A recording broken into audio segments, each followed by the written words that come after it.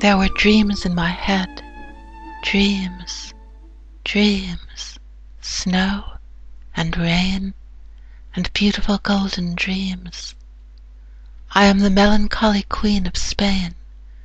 For years I have refused to leave my room, a blue room, spacious, handsome, more than comfortable. What reason have I ever to leave this, my own room in the palace? I have everything I need here. I have silk sheets embroidered by the sisters of the Holy Shroud.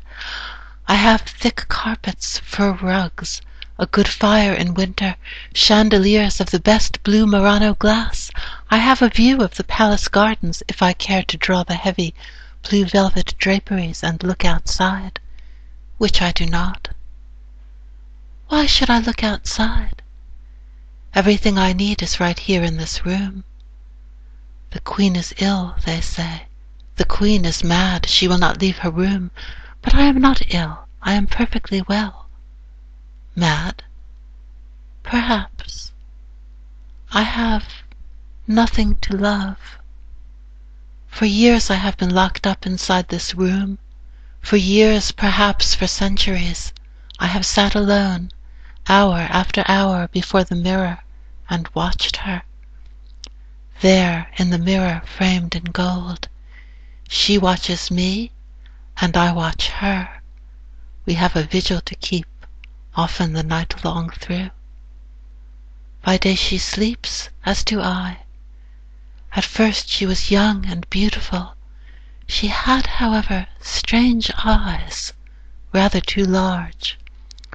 Through the long nights she has changed, yet remained the same. She is no longer young. She is not yet old. She will perhaps never be old. She is ever beautiful. She has dove's eyes. She has remarkably gentle eyes, but they are rather too large, brimming over with pain, or is it fear? Her ears are small and fine, the most sensitive parts of a highly sensitive mechanism. The Queen is indeed a highly sensitive mechanism. With her fingertips she can feel the coming spring in a single leaf. With the soles of her feet she can feel an earthquake in China. With the tip of her tongue she can taste the blood of an insect that once lit upon the grapes in a glass of blood-dark wine. But with her ears, take a good look, up close. It's worth the trouble, I promise you. Look closely now at the ears of the beautiful, mad Queen of Spain. When she dies, surely they ought to be kept as curiosities. Surely they ought to rest on a bed of black velvet, inside a wrought gold reliquary behind a little window of frozen glass to astound the skeptical eyes of posterity. They are small and round and white, elegantly furled with a slight point up at the corners fox-like, and very small lobes that struggle under the burden of the Queen's jewels. Unburdened, they reveal tiny holes that the jewels may be inserted or withdrawn. The Queen had not spoken for many years. She had not left her room in the palace for many years when Signor Farinelli arrived at court, brought at fabulous expense from the theatres of London and Venice to take part in a desperate experiment. A concert was held in a room adjoining the Queen's apartment. The singer performed one of his most enchanting arias, Pallido il Sole, by the German composer Hasse. The handle of the door to the royal apartment was seen to turn, slowly turn. The door stood ajar.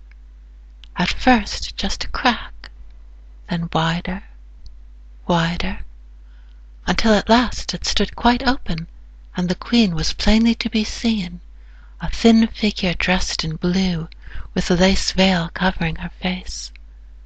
When the singer had finished his aria, the Queen slowly put back the veil from her face and approached him. She took him in her arms and kissed him on both cheeks. Now I will tell you something truly remarkable about this Signor Farinelli, something that nobody knows but I. He has Julio's eyes, dove's eyes, gentle, rather too large, brimming over with a terrible and mysterious pain. Or is it perhaps fear? Somehow or other, the dreams from my head had made their way into Julio's head, or the other way around, I cannot tell which, but this much is certainly true, that Julio in lace cuffs and a white silk coat, in a white wig that only accentuated the pallor of his fine-boned face, that fragile case of perishable loveliness that I love, that Julio, at the very time that I dreamt this dream, in a white wig, a white face, a white silk coat, was singing Pallido il Sole to the melancholy Queen of Spain. The Queen took the singer in her arms and kissed him. She asked him what she might do to reward him. She assured him that she would refuse him nothing. And all my treasures at thy feet I'll lay, because you touched my face once with your hand, because you touched, gentle as a mother, my royal, melancholy, bruised and battered secret infant face.